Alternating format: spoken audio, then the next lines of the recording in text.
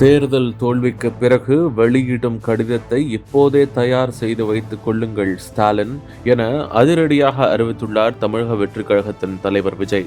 மேலும் 2026 சட்டமன்ற தேர்தலில் தமிழக வெற்றிக் கழகத்தின் நிலைப்பாடு என்ன என்பதையும் தெளிவாக பொதுவெளியில் உடைத்து விஜய் அதற்காக வியூகங்களை கூறியுள்ளார். விஜயின் இந்த நம்பிக்கைக்கு பின்னணியில் ஒரு ரகசியம் இருக்கிறது.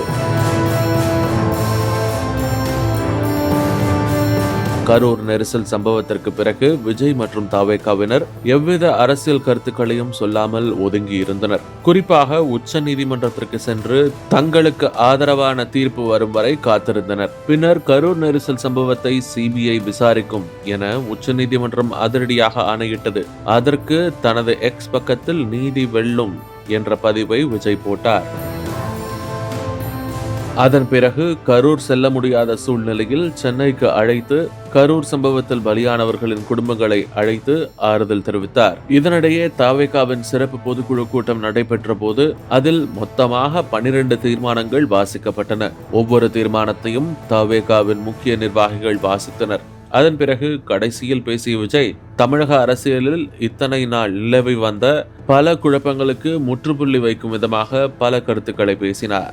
அதில் முக்கியமாக தனது பேச்சின் தொடக்கத்திலிருந்தே ஒரு விஷயத்தில் விஜய் மிகவும் தெளிவாக இருந்தார். ஒன்று, முதலமைச்சர் ஸ்டாலின் மீதான அட்டாக் அரசியல் மற்றும் உச்சநீதிமன்றத்தின் தீர்ப்பு என்பது எந்த அளவிற்கு முக்கியத்துவம் வாய்ந்தது என்பதையும் அவர் தனது தொண்டர்களுக்கு தெளிவுபடுத்தினார். இது குறித்து விஜய் கட்சியின் வட்டாரத்தில் விசாரிக்கும் போதுதான் அவர்கள் பல உண்மைகளை சொல்ல தொடங்கினர். குறிப்பாக கரூர் சம்பவத்திற்கு பிறகு வாய்ஸ் ஆஃப் காமன் என்ற ஆதவ் அர்ஜுனாவின் டீம் தமிழகம் முழுவதும் ரகசிய சர்வே எடுத்துள்ளனர். இந்த சர்வே முடிவில் தமிழகத்தில் இன்று தேர்தல் நடந்தால் சுமார் 27% பேர் தாவேகாவிற்கு வாக்களிக்க தயாராக இருப்பதாக முடிவுகள் வந்துள்ளன. இதை மேடையிலேயே அக்கட்சியின் ஆதவ் அர்ஜுனா உடைத்து பேசிவிட்டார். குறிப்பாக கொங்கு மற்றும் தென் தமிழகத்திலும் விஜய் நினைத்ததை விட கணிசமான வாக்குகள் தாவேகாவை நோக்கி வருவதை கண்டறிந்துள்ளனர். அந்த பகுதிகளில் இருக்கும் மகளிர் வாக்குகள் என்பது விஜயை நோக்கி வருகிறது. இந்த வாக்குகள் அதிமுக மற்றும் பாஜக கூட்டணிக்கு செல்ல வேண்டிய வாக்குகள் என்பது குறிப்பிடத்தக்கது. கரூர் என்ற கொங்கு பகுதியில்தான் இந்த துர்சம்பவம் நடந்தது. அதுவே விஜய்க்கு தற்போது பாசிட்டிவாக மாற தொடங்கியுள்ளது. இந்த விஷயங்களை நன்றாக உள்வாங்கிய விஜய் இனி யாருடைய தயவும் தேவையின்றி 2026 சட்டமன்ற தேர்தலில் தனியாக களமிறங்கலாம் என்ற முடிவுக்கு வந்திருக்கிறார். அது மட்டுமல்ல, சட்டமன்ற தேர்தலுக்கு இன்னும் 6 மாதங்கள் இருக்கும் சூழ்நிலையில் 27% வாக்குகள் நமக்கு கிடைக்கின்றன. இன்னும் தேர்தல் நெருக்கத்தில் ஸ்டாலின் ஆட்சி மீதான அதிருப்தி என்பது கூர்மை பெறும். அந்த வாக்குகளை இன்னும் அதிகமாக நம்மால் அறுவடை செய்ய முடியும் எனவும் அவருக்கு நம்பிக்கை பிறந்துள்ளது.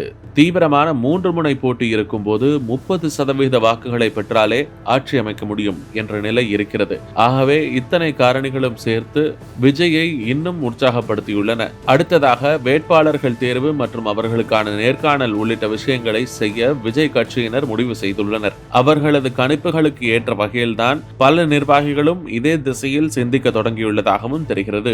வேட்பாளர்கள் தேர்வு என்பது சமீபத்தில் அமைக்கப்பட்டுள்ள நிர்வாக குழு மூலமாகவே நடைபெறும் என தெரிவிக்கப்பட்டுள்ளது. மாவட்ட செயலாளர்களுக்கு முன்னுரிமை தரவும் வலியுறுத்தப்பட்டுள்ளது. இதனையடுத்து விஜய் பிரச்சாரம் எப்படி இருக்க வேண்டும் என்பதை வடிவமைக்கும் பணியும் வேகமாக நடந்து வருகின்றன. குறிப்பாக இந்த முறை ஓய்வு பெற்ற அதிகாரிகளின் வழிகாட்டுதல் அடிப்படையில் கூட்டங்கள் நடைபெறும் என தெரிகிறது. இறுதியாக கூட்டணி குறித்த முடிவை விஜய் எடுப்பார் என சொல்லப்பட்டுள்ளது. தனது தலைமையிலான கூட்டணி தான் இருக்கும் என அவர் சொன்னதால் அதிமுகவுடன் கூட்டணி இல்லை என்பதை மறைமுகமாக உணர்த்திவிட்டனர். இருந்தாலும் திமுக மற்றும் காங்கிரஸ் என்ற 2 கூட்டணிகளிலும் பல சிறு கட்சிகள் இருக்கின்றன. அதில் ஒரு சிலர் விஜயுடன் கைகோர்க்க திட்டமிட்டுள்ளதாக தெரிகிறது. அதிலும் குறிப்பாக அம்மா மக்கள் முன்னேற்ற கழகத்தின் தலைவர் டிடிவி தினகரன், பன்னீர்செல்வம் உள்ளிட்டோர் விஜயின் கூட்டணியில் இணைய வெளிப்படையாக இசைவு தெரிவித்துள்ளனர். திமுக கூட்டணியில் தொகுதி பங்கீடு பிரச்சனை வரும்போது சில கட்சிகள் கூட்டணியை விட்டு வெளியேறி தமிழக வெற்றிக் கழகத்துடன் இணையலாம் என தெரிவிக்கப்பட்டுள்ளது. ஒட்டுமொத்தமாக இந்த செய்தியிலிருந்து தெரியும் ஒரே விஷயம், விஜய் இஸ் பேக்.